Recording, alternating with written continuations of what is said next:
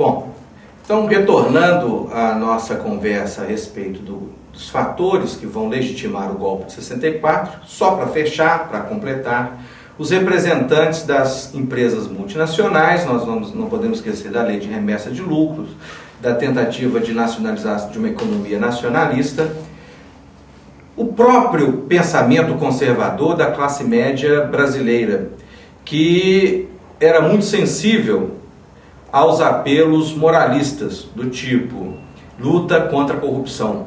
Porque nós vamos ver que durante o governo Kubitschek nós vamos experimentar um crescimento na nossa economia, uma industrialização da forma que nós já conversamos, mas as denúncias contra o governo Kubitschek da oposição, principalmente dos setores da UDN, eram denúncias que davam conta de grande corrupção, da mesma forma que foi no governo Vargas, o chamado Mar de Lama. Não é à toa que se tratavam de denúncias efetivadas a partir dos mesmos pensamentos, né? À frente, o denuncista mor Carlos Lacerda.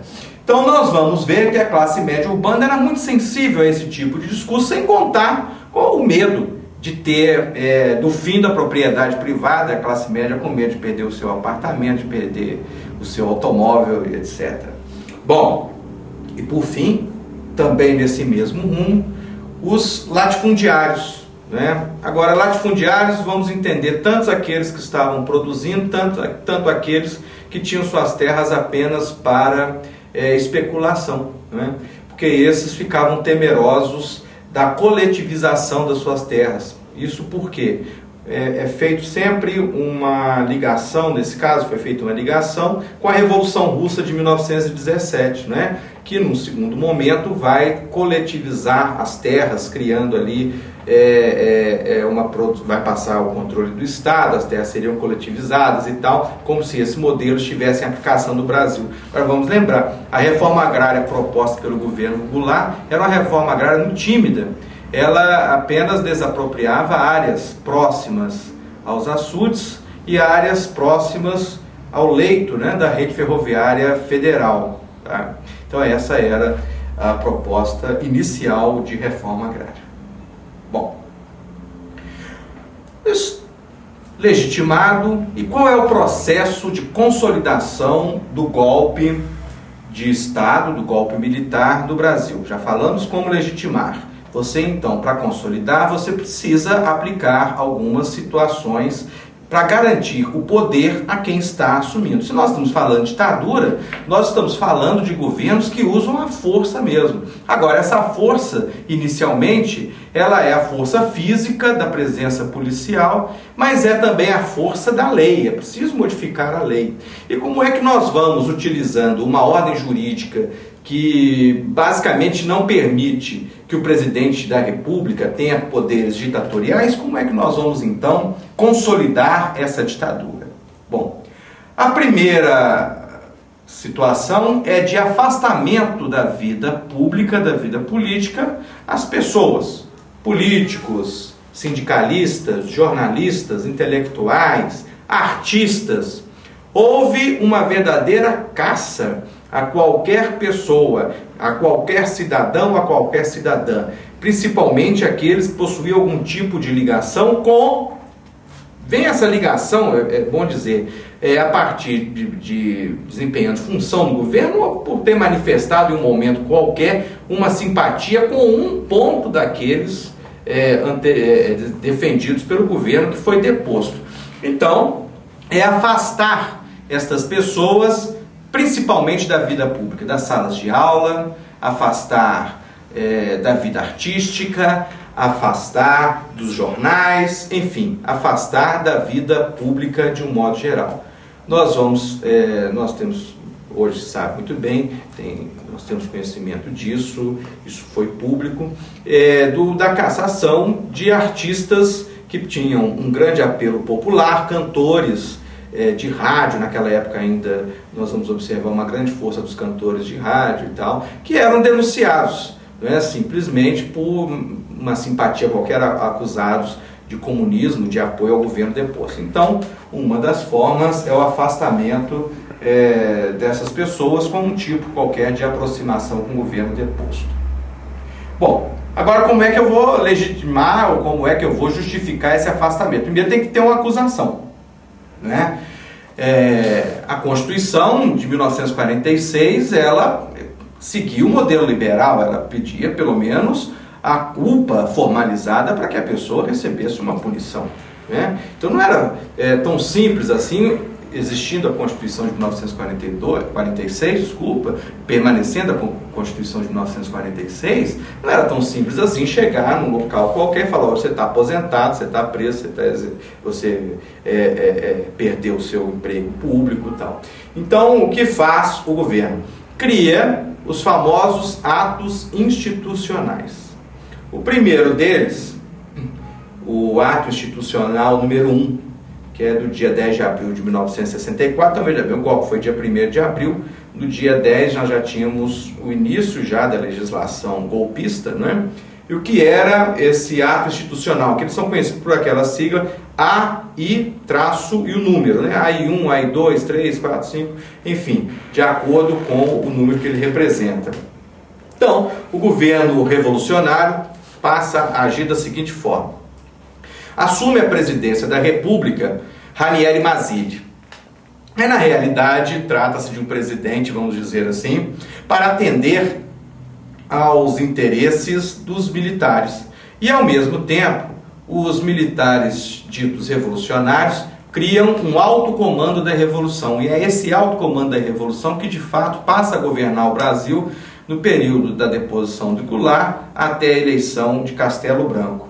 Esse alto comando da Revolução editou, então, o ato institucional número 1, cassando mandatos de parlamentares, cassando mandatos de governadores, de prefeitos, vereadores, demitindo funcionários públicos, prendendo artistas, prendendo intelectuais, prendendo sindicalistas.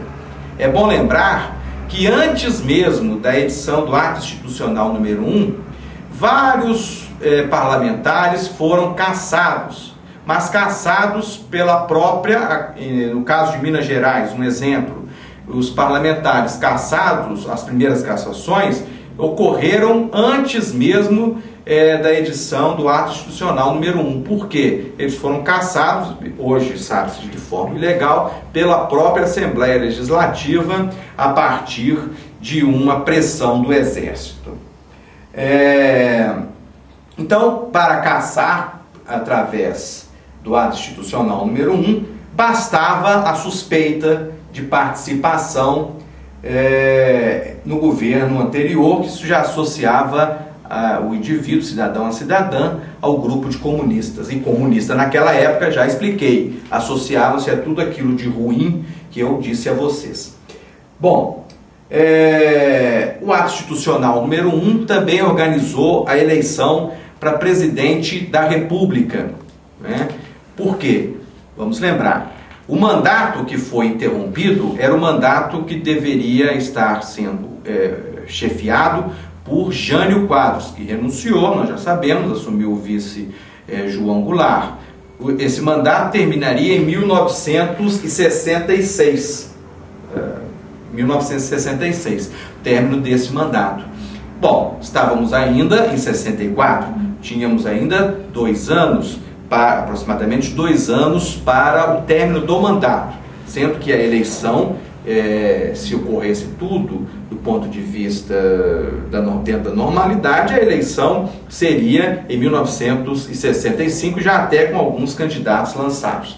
Bom, qual foi a forma encontrada pelo ato institucional para completar esse mandato? Escolheu, então, a eleição indireta para a presidência da República.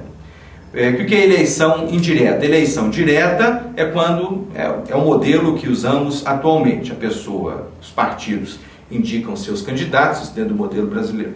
Os partidos indicam seus candidatos, as pessoas vão e escolhem naqueles nomes indicados pelo partido, escolhe lá o seu candidato a presidente, a governador, o que seja. Mas, nesse momento, a eleição seria indireta. Os deputados que sobraram, né, que não foram expurgados, os senadores que sobraram, que não foram expurgados, elegeriam o novo presidente da República para completar o mandato até 1966. O escolhido foi o Marechal Castelo Branco.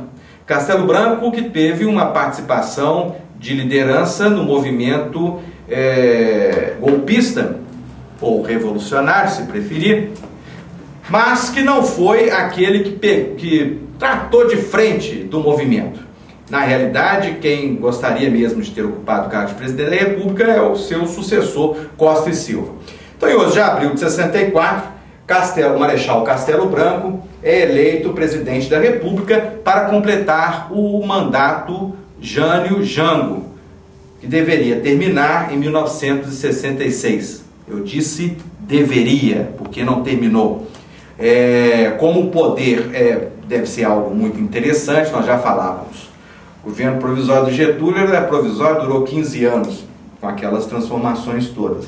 Aqui, o provisório do Marechal Castelo Branco ganhou um tempinho a mais, até 1967. Foi quando o Marechal Castelo Branco passa o cargo para o Marechal Costa e Silva. Bom, para a permanência da ditadura militar, né, para a consolidação da ditadura militar, nós vamos ver um outro aspecto aqui, que foi necessário uma transformação no modelo eleitoral.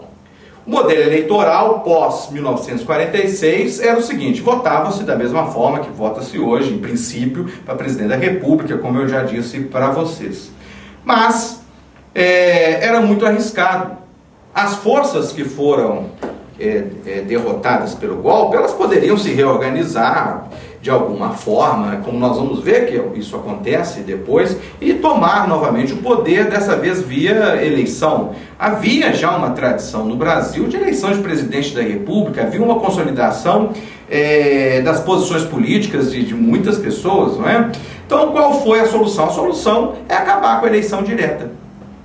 Acabando com a eleição direta, nós vamos ter, então, um modelo eleitoral que vai controlar melhor, né, dentro dos interesses de quem está no poder, a eleição. E aí seriam eleitos aqueles que estivessem de acordo com o regime que se instalava.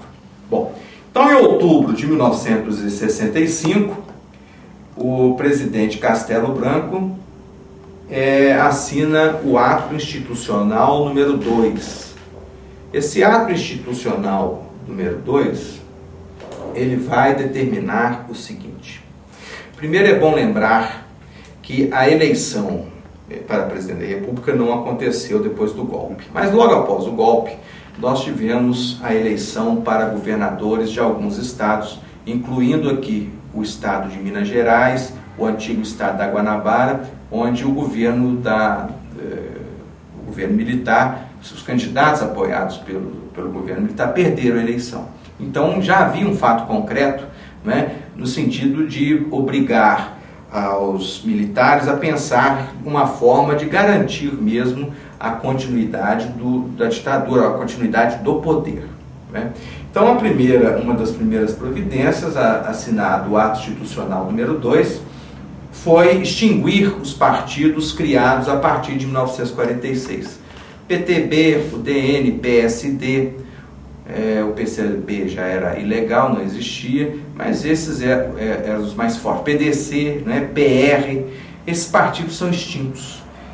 E com a extinção desses partidos, nós temos então o fim do pluripartidarismo, ou seja, vários partidos disputando. E temos a instituição do sistema bipartidário, tentando copiar dos Estados Unidos. Nos Estados Unidos, a gente ouve falar muito que se trata lá de um sistema bipartidário, republicanos e democratas. Na realidade, nós sabemos que existem outros partidos, mas com uma força menor. Por esse motivo, eles não chegam a ter uma representação significativa no Congresso, ou mesmo tentando eleger o presidente da República, governadores de estado. Então, lá na prática, funcionam dois partidos, democrata e republicano, eles vão se alternando. Mas é um sistema bipartidário que foi construído, eu vou usar o termo aqui naturalmente, né? O contexto histórico foi caminhando para isso. Tá muito bem. Aqui não. Aqui dizia-se que haviam muitos partidos, que aquilo gerava corrupção, que que os partidos não tinham ideologia formada, etc, etc, etc. Aliás, um discurso que aparece ainda muito até hoje. Bom, então resolveram criar na marra bipartidarismo, dois partidos. E aí, dentro dessa ideia liberal de que democracia seria o seguinte: a democracia liberal burguesa funciona com esse princípio, né? Que a democracia é a alternância de poder. Esse alternância pode ser entendido da seguinte forma: ora eu, ora você. Então foram criados dois partidos, um partido do governo e, para não ficar com cara de ditadura, um partido da oposição. O partido de sustentação do governo, ela era a Aliança Renovadora Nacional. Tem o nome daqueles... hoje a gente fala estádio de ginásio esportivo, tem esse nome, né? Arena, tudo com letra maiúscula, Aliança Renovadora Nacional. Para a oposição, para atuar na oposição, foi criado o Movimento Democrático Brasileiro, MDB, que reuniu tanto políticos que faziam já oposição à ditadura, quanto políticos que ficaram também sem espaço no partido do governo e ficaram no MDB. Era um bipartidarismo falso, porque com o tempo foi preciso criar uma série de institutos dentro dos partidos, uma série de subrefúgio, de situações novas, porque no município, por exemplo, no caso nos municípios que não as capitais, onde ocorriam eleições para prefeito, os diferentes grupos políticos oriundos de UDN, PSD, até do PTB, que vão para a Arena ou para o MDB, brigam entre si para lançar candidatos próprios. Então aí com o tempo vão surgir sublegendas, etc. Isso dentro do mesmo partido, mas é assunto para mais adiante. Bom, também para garantir, né, a permanência no poder, né, a consolidação da ditadura no poder, nós vamos ter também o ponto maior, que é o fim da eleição direta para presidente da República, governadores de estado, prefeitos de capital. São esses cargos que perdem a condição de eleição direta: presidente da República, prefeitos de capital e governadores de estado. Sobre isso conversaremos no nosso próximo encontro.